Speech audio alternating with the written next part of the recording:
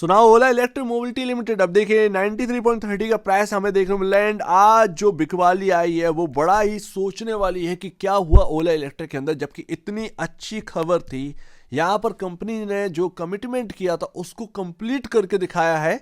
उस वजह से भी अगर आप देखें तो इस स्टॉक के अंदर प्राइस में दम नहीं आया, सेलिंग आ गई हायर साइड से। एंड ये देखना बहुत जरूरी है कि आप अगले साल क्या लेकर जा रहे हैं, क्योंकि ईयर एंड पर आप चल रहे हैं, 4-5 दिन की बात है एंड आप नए साल में एंटर कर जाएंगे।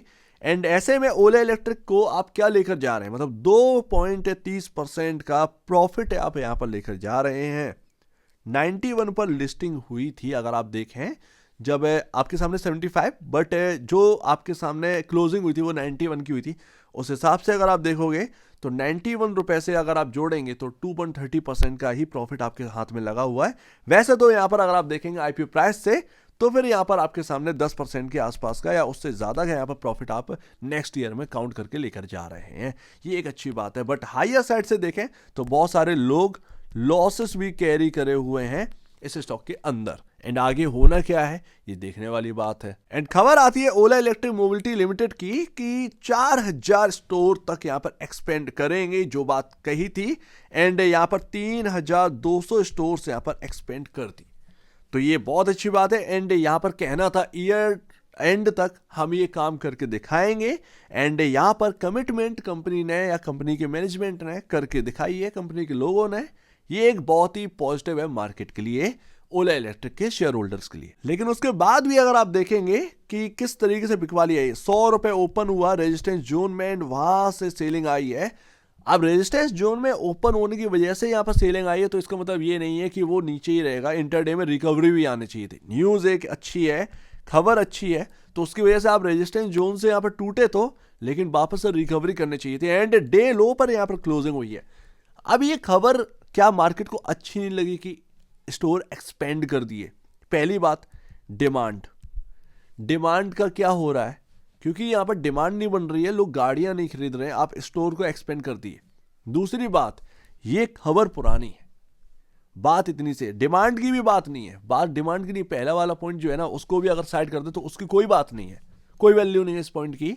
बट आपके सामने जो दूसरा पॉइंट है, ओला इलेक्ट्रिक के मैनेजमेंट ने 2-3 महीने पहले ही आपको बताया था, हमें बताया था कि हम ईयर एंड तक इतने स्टोर एक्सपेंड कर देंगे, तो ये खबर आ चुकी है। एंड आज की डेट में यही तो बेनिफिट हुआ है, खबर आ गई, सेलिंग आ गई। यही चीज आपको समझनी है। न्यूज पहले से ही यहां पर पता थी लोगों को। एंड यहां पर आपके सामने जैसी न्यूज दिखी, गैप अप हुआ, गैप अप अच्छा खासा दिखा एंड रेजिस्टेंस जोन में भी थे, तो सेलिंग आ गई। एंड दैट्स वाई यहां पर सेलिंग आई है। तो ये खबर पुरानी थी। जो लोग आज बाई किए हैं वो सोच रहे होंगे ट्रैप हो गए। नहीं, ऐसा कुछ भी नहीं है, शायद आपको निकलने का मौका भी मिलेगा। बट एक्चुअल बेसिस पर जिन्होंने ये खबर देखकर अचानक से ओला इलेक्ट्रिक के शेयर खरीद लिए, वो थोड़े से आज के दिन महसूस कर रहे होंगे कि ट्रैप हो गए, वाकई बात। एंड आप देखो कि कोई छोटी मोटी नहीं है ओला इलेक्ट्रिक। आप कितना एक्सपेक्टेशन करते हैं, क्या हो जाएगा अचानक से सडनली, ऐसा क्या चेंजेस आ जाएंगे, जरा ये भी आप बताइए, ये भी समझने की कोशिश करिए। 41,775 करोड़ का मार्केट कैप है, कोई छोटा मोटा मार्केट कैप नहीं है। हीरो से आपका कंपैरिजन होता है, हीरो मोटोकॉर्प से कंपैरिजन होता है, वो 1 लाख करोड़ का मार्केट कैप है, आपके पास 41,775 करोड़ का मार्केट कैप है, छोटा मोटा नहीं है। एंड इस बात को आप समझिए, अंधाधुंध चलेंगे मार्केट के अंदर तो आप थोड़ा सा बहक जाएंगे, आप ट्रैप सा महसूस करेंगे, आप लॉसेस में आएंगे। अब आप सोचिए, क्या आप हीरो को पिछाड़ कर आप उसके मार्केट कैप से भी ज़्यादा मार्केट कैप हैंडल कर सकते हैं, जब आपके पास सेल्स नहीं है उसके जैसी, ना प्रॉफिटेबिलिटी है? तो बात यहाँ पर आ जाती है, इतनी ही आ जाती है। एंड यही समझने वाली बात होती है। अगर ऐसा होता भी है तो वो एक स्पेकुलेशन से ज़्यादा और कुछ नहीं हो सकता। उसे हम सिर्फ और सिर्फ स्पेकुलेशन में ला सकते हैं कि स्टॉक चल गया, बट उसके फंडामेंटल या फाइनेंशियल्स वो उतने तंगड़े नहीं है। सिंपल सी बात है। एंड उस वक्त आपका डिसीजन होगा कि आपको होल्ड करना है या नहीं है, या वगैरह वगैरह, आपको बाई करना है या नहीं है। सिंपल सी बात है। तो ये आपके ऊपर होता है, डिपेंड आपके ऊपर करता है।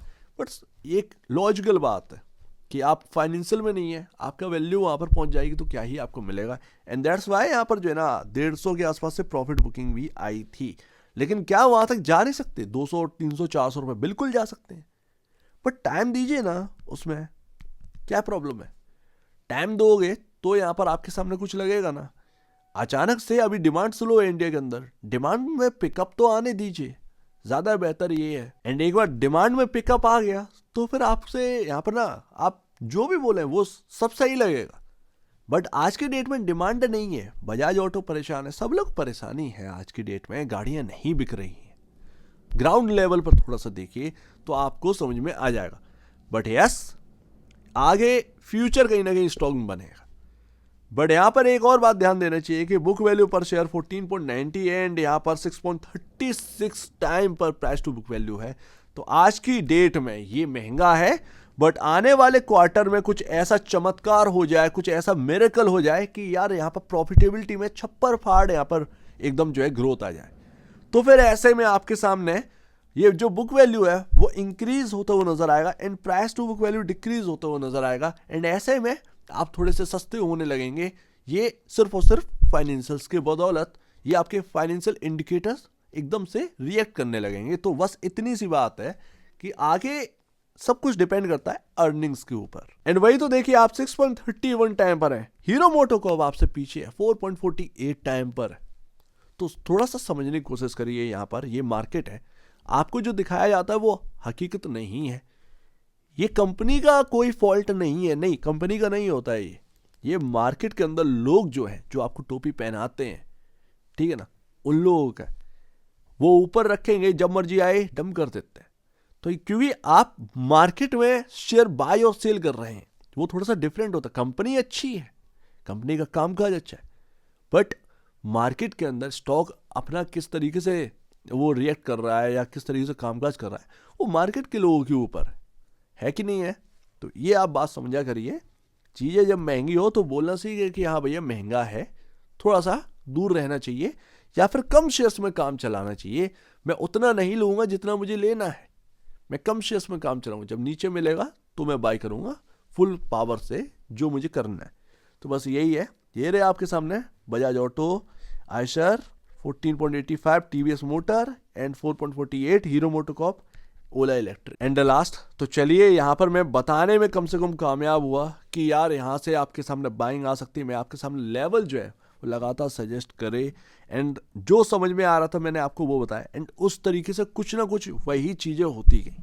बट आज की डेट में अभी क्या चल रहा है, आपकी यहाँ पर ना 100 के अराउंड बहुत हैवी रेजिस्टेंस है एंड 90 रुपए पर बहुत हैवी सपोर्ट ले रहा है ये स्टॉक।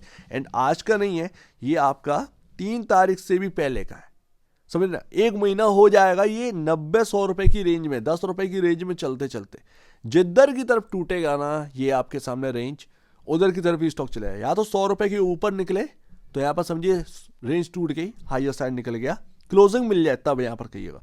90 रुपए के नीचे जाता है तो यानी कि स्टॉक डाउनवर्ड की तरफ चला गया आफ्टर कंसोलिडेशन एंड उसी तरफ आपको मुड़ जाना है बस।